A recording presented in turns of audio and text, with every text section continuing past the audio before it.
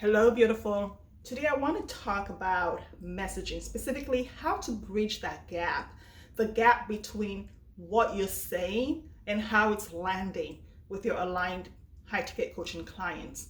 How to create messaging that supports you to sell high ticket coaching offers and gracefully and easily scale your high ticket coaching business to multiple six figures or your first $1 million within 18 months.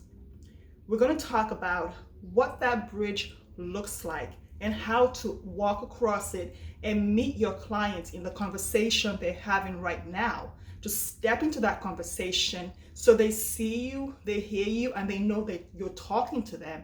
So they get to choose you as the obvious choice to the problem they are having, obvious solution to the problem they want to solve. If this is your first time here, welcome. My name is Mimi Dabo. I'm a high ticket business coach, and I'm also the creator of the Divine Intuitive Millionaire Experience. I co-create high ticket profit models with spiritual women coaches so that they can gracefully scale to multiple six figures or their first $1 million within 18 months. Here goes. A lot of times as coaches, especially spiritual women coaches, we love to use jargon. We love to use coaching industry specific words because we think it means something. Here's the thing, it doesn't mean, a lot of the words we use don't resonate with our clients. They don't mean anything to people other than coaches.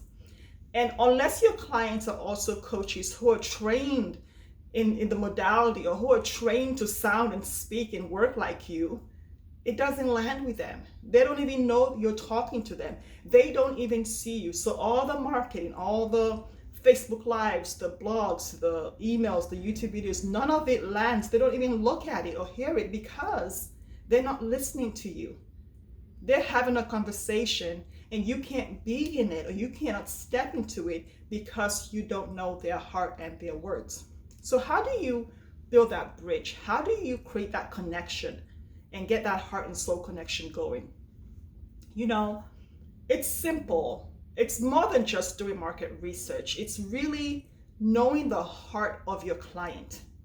Okay. And this is not client avatar. I don't do client avatars. I do what my client wants, what the problem she has, how I can support her, and the best journey or container to take her there. So getting to know the client to determine what problem she has is from her perspective. Because as coaches, yeah, we're not experts, so we don't do the work for our clients, but you're the expert in what you do. So you think about the work you do in a way that is different from the way your client thinks about it. You think about the work you do from a place of the solution, how I can support her. Your client is fixated on the challenge. So you need to understand, how does your client speak about the challenge or the problem or the situation? How does your client speak about it? How does she feel about it? Not from a place of expert, I know what to do, I'm the obvious choice, I can solve your problem. Not from that place, but how does your client speak about it from a place of, this has been bothering me. I wake up at 2 a.m, I go on Google, and these are the words I use to search for this help. How can I solve this problem? Because we forget that the person going through the thing or dealing with it, whether it's weight loss, whether it's scaling their business, whether it's a challenging health issue, speaks and feels and believes and has stories about the problem that are different from where we are, where it is. We've probably had that problem in the past, maybe 5 months ago, maybe 5 years ago, maybe 10 years ago. And now we have this solution and even a system to take you through it. And all we do is talk about this system and this solution and this and this coaching tool and this, that. But your client doesn't understand because the thing she aspires to, for now, she cannot see herself in it. So you need to come down to where she is to lift her up to the aspiration. Okay? And by that, I don't mean she's down here and you're up here. I mean the language you use has to be the language that she uses. So for example, the clients I used to work with, they say, I want to scale my business to multiple six figures or 7 figures. They say things like, I want to add multiple six figures to my income, or they say things like, I want to make my first $1 million. Okay. And clients don't use words that we necessarily use. We use those words to impress them and they're not really impressed by it. So look at what they're saying. How does she talk about her problem or her challenge when she's at a lunch date with her girlfriends, when she's having coffee with her girlfriends? What does she say? What words does she use? Use those words. When you do your Facebook lives, when you send emails out, what comments do you get back? Use those words. When you're on social media, when you're at a convention, at a speaking engagement, and people come up to talk to you, what words are they using? Use those words. How does she feel about the problem? Not just what she's saying, but how does she feel about the problem in her heart? How does she feel about the problem energetically? Like, how is it showing up for her in her space energetically? How is that challenge affecting her marriage, her children? How is it affecting her life and her health? How is it affecting her business? What words is she using? Because the solution that you have might not be the best one for her if it's not connecting with her, if you're not stepping into the conversation that she's having. So what conversation are you listening to?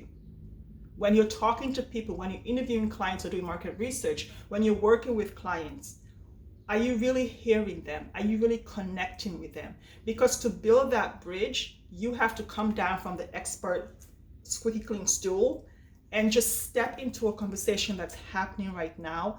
Be a fly on the wall and listen to it, and then use those words in your messaging so that when you speak to your client, she says, wow, she gets me, she understands me, she knows exactly, it's kind of like she's in my head.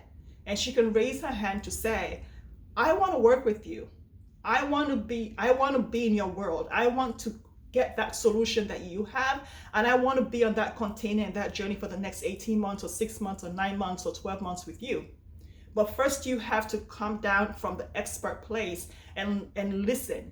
What I see happen is when I read a blog post from a coach, or I go on their website and read a sales page, or I even listen to a video. As a coach, I get what they're saying, but if I wasn't a coach, if I was an attorney, an accountant, or a fashion designer, or if I was someone who was just coming to business for the first time, I have no idea what they're saying because they're not talking to me. They're talking to themselves and their colleagues, and they're trying to impress their colleagues on social media, but not trying to solve my problem. So when you look at your messaging, I'm going to look at your messaging and see, who am I speaking to? What am I saying to them? And where in the journey am I connecting with them? Is it the beginning of the journey? Is it the middle of the journey? Or is it at the place where they're ready to actually take action and do the thing they want to do? Because that makes a difference. So that bridge, what does it look like? It looks like listening. It looks like being present to the challenges. It looks like not just thinking about it from your perspective, but really focusing on the perspective of your client and not worrying about what your colleagues think or what would this person say. You know, a lot of times I didn't want to use the word spiritual. I wanted to use the word, just say women coaches, but I realized I don't want to work with every woman coach. I want to work with a spiritual woman coach. Do my clients call themselves spiritual, or do they call themselves Christians? I am a Christian coach. I don't call myself. I call myself a spiritual woman coach who's a Christian.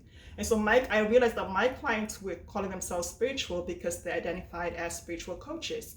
And that's the word I use, even though my clients are all Christian women coaches, most of them. But you have to use the word that your clients use. My clients don't use words like ideal client. They don't respond to that, but they respond to aligned client. And then if your client does not respond to high ticket, maybe they respond to high end. Use the words that your client responds to in your messaging. My clients respond to high ticket and high end, so it doesn't matter which one I use. So again, come down to the level of the ground level, the battlefield, and see what's happening here. What are they saying? What are they thinking? How are they feeling? What are they talking about? How are they talking about it? And that is the best way to create the messaging that bridges the gap where you get to step into the conversation that's currently going on in their lives. Let me know if this has been helpful for you and what support you need around your messaging. For this, you can go down to the description and I have a bunch of links there that can support you to create the messaging that works for your client. It's been good having you.